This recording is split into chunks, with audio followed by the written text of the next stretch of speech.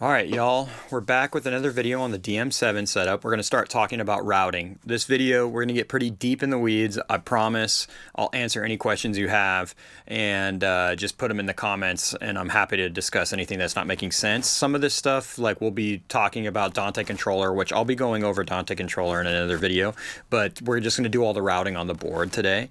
So bear with me, and I think it'll make sense. And just like I said, if there's anything you need clarity on, just let me know. So diving in here to our DM7 setup, talking about routing today. So in this scenario, we're going to talk about what we're doing at Zeal Church, which is I have two stage boxes. I have one on the left side of the stage, one on the right side of the stage. So it's a 32 input on one, a 16 input on the other. And this way I can easily get instruments to either side and also have enough outputs for all of our ears. Because remember, I need 22 outputs to run our IEMs off of the board. So those are coming in through Dante. And the nice thing about the DM7 I love most is it's all in the Dante ecosystem. So it's super easy to send things wherever and route things. And I have a broadcast set up upstairs. So it's just really easy to like do all of that. And it's all integrated. And I don't need separate systems for that, like AES to Dante and all that kind of stuff. And it comes with the Dante card already installed, so I don't even have to pay extra for that. So that being said, the first thing we got to do is we got to mount our devices. So those two stage boxes, those are coming on down an Ethernet line. And so to do that, I'm going to go to our setup screen here, and I'm going to go to IO device. Okay, so when we get to this Dante setup screen, you'll see all of these slots here. This is where I can mount a device. Now, in our scenario where my stage boxes are successfully plugged in, I can go to this online device list and you'll see it here. In this scenario, I'm not plugged into the board right now. We're on the offline editor, so I can just go to supported device, and I have a 32 input Rio here. I'm going to press OK, and then I have a 16 input Rio, and I'm going to press OK. Let's go. So you saw me press the I'm going to get this unit ID Y2. Yeah, on the unit, I'm going to select Y1 on one unit and Y2 on the other, and that's how it's going to identify the difference between the two. And then I press OK. Now I'm going to set up like a Dante virtual sound card. So this is how I would send signal to my broadcast room. This way we can like mix the live broadcasting in Pro Tools. So I'm going to set that up here. So Dante virtual sound card, we're going to call this broadcast, and I'm going to say okay, and I'm going to go 64 for my inputs and 64 for my outputs, and we're good to go there. So now all my devices are mounted, and I can start routing things to and from these. So I'm going to exit out of this, and I'm going to go to my patch. Now, there's several different ways to look at this. I can look at it in a list view, which is great. I kind of like this view myself. And then I can also look at it as a grid view, and this is like how Dante looks. I can do it from there, and it's with my output channels and my output ports, my recordings, and we're going to go over all that. So on this, in this case, I have on my 32 input, it's all going to be through Dante, right? So I'm going to have 32 inputs on that, and then I'm going to have an additional 16. So let's say my drums and my bass are all on the 32 input, and these tracks and my keys are coming from my 16 input. So this is where it's a little bit in the weeds. So my input 1 on the 16 input is actually going to be input 33 on Dante, because it's going to be input 33 on Dante, because I can't have input 1 on the 32 and input 1 on the 16 being input 1. So it takes a little bit of mental math there, but we'll come up here to Dante, and I'm just going to go, I know that my drums are 1 through 10, so I'll just like route those here. 9, 10, or my bass is 10.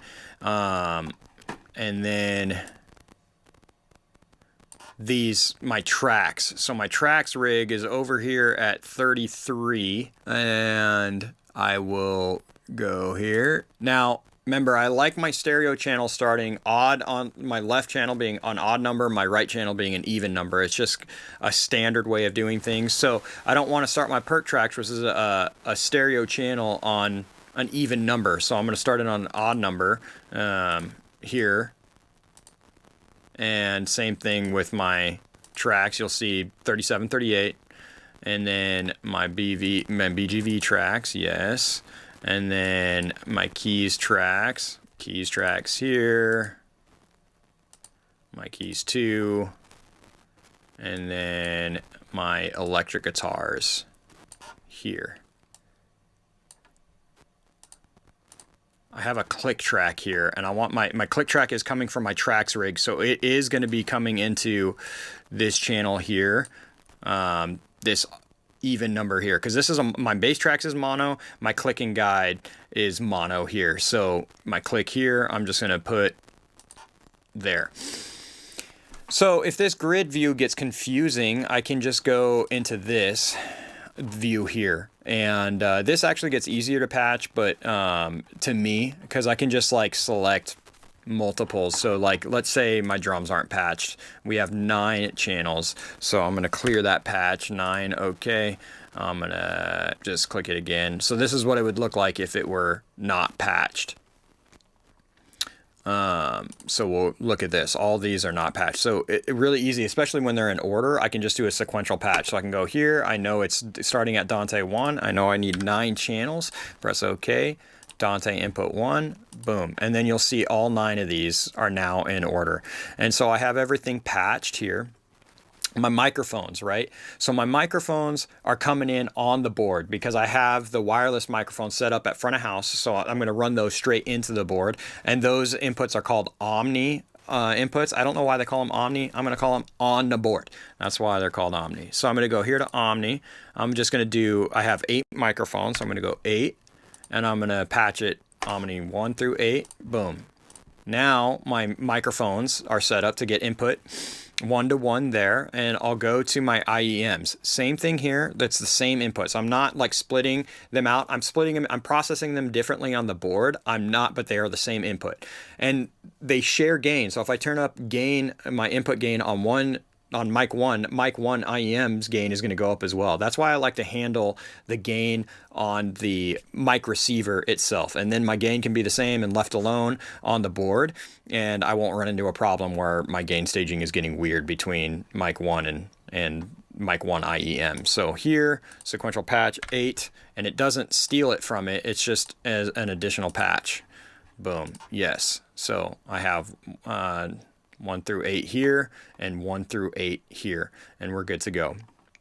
And now if I exit out of this and go to my home screen, how you would patch it on the channel side if I wanted to is I would come to this view right here, and this up here is where you would patch an input. So I can also do my inputs from there. I can go here. Let's say maybe this is Omni 26 now, you know.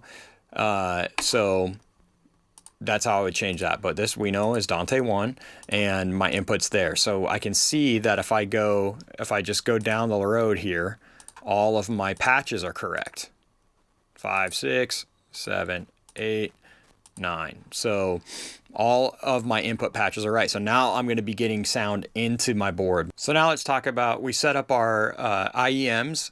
And so let's talk about how we're getting our IEM outputs out of our stage boxes so they can go into the wireless ears or wired ears, but I have them coming out at the stage box. So on this, I'm going to go back to patch and I'm going to go to output channel.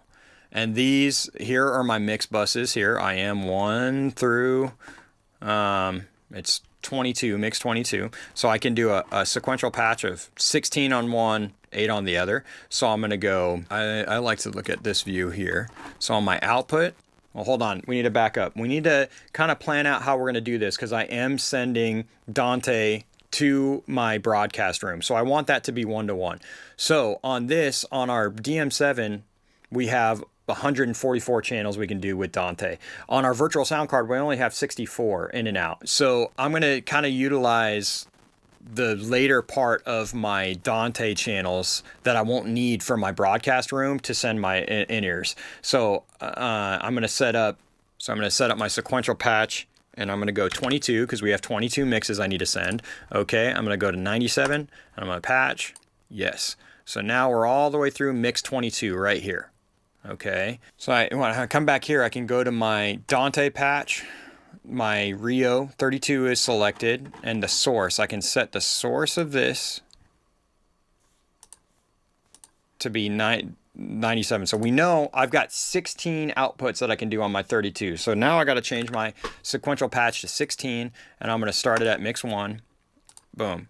Okay. And then we'll see here that my mixes are patched. These AES, that's AES outputs. We're not using those. So 16 outputs, that gets us through mix 16. So now on this one, I need to start at mix 17. And this has 8 outputs.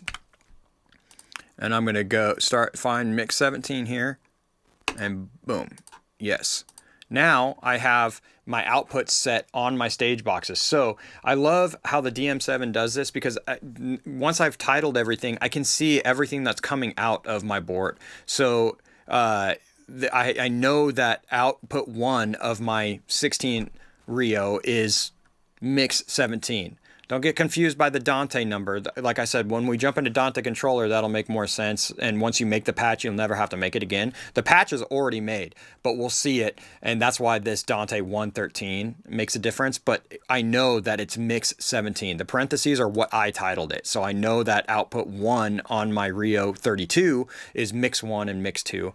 And if I exit out of this, it'll also show it on this screen here. So now, since we're on outputs, this right here is not an input, it's an output. I'm telling it to go out Dante 97. Okay, so all of these are all routed properly here. Okay, so I know that those are routed right. Remember, these numbers are referring to our Dante, which in Dante controller, it's making all the patches, and I'm telling it to make all the patches, but trust your labeling and it'll be less confusing. Now, how do I get sound to my Dante virtual sound card in my broadcast room? So on my patch here, I need to go to recordings. This would be for if I'm recording, I can multi-track on one computer and I can broadcast mix on another, and the inputs would be the same. And what this recording out is it sends the signal just straight from the preamp. So I don't have any of the EQ I'm doing, any of the compression I'm doing from the board. I'm just sending it directly out clean. So it's just taking the gain from the board, but nothing else. So on that, I'm going to go recording out, and I want it to be 1-to-1. So I'm just going to go 1 through 64. I'm going to go 64, sequential patch. Okay. Dante 1, boom. And then everything is 1-to-1. So if it's channel 1, it's output 1. So this way, if I ever need to know, hey, what channel is my keys 1 coming out? I can go, okay, it's channel 19. It's definitely going to be channel 19 in Pro Tools. So it makes it super easy when I just have 1-to-1. Now, it's confusing when you think about in Dante, into the board, it's not 1-to-1, because like, right, this channel 19 is input 36 or something on here. Let's see. Channel 19 is input 33 on Dante, but that's because I have 2 different stage boxes and they're coming from different places. But now that I'm in the board ecosystem, everything will be 1-to-1 out. So in this recording, I have everything 1-to-1 out. Now let's say I want to do a virtual sound check, right? So you have the ability on this board to play something. If I recorded a rehearsal, I can like play that through the board just by clicking this button. But it takes a little bit of setup. So, okay, so playback in. Now I can't make this 1-to-1. I can't make Dante 1. If I put playback Dante 1, it's going to be listening for what is coming down Dante 1, which is our stage box, right? So I have to be a little creative on this. Now in Pro Tools, I can be 1-to-1. I can make my input 1 and my output 1. But on my routing in Dante, I already have something coming down Dante 1. So what I have to do is I have to find somewhere that's not being used. So I know that all of these channels are being used. So what I'm going to do is I'm going to go to this 65, and I'm going to patch 64 channels from channel 65.